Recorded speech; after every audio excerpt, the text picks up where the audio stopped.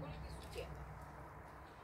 Cijene zakupa, znači mjesto, investicije za 400 kuna godišnje zakup za ove kazete u zemlji koji su u stanu do 2 urne, a 600 kuna godišnje ove kazete u predincima gdje stanu do 4 urne.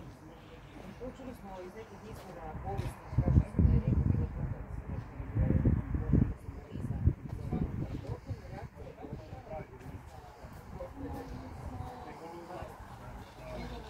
Mislim da bi on to želi kad reći. Da bi mogli to komunicirati.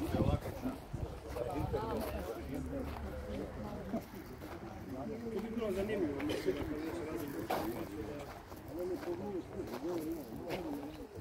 Nema. Evo, slabo to. Kako ono, u hodu?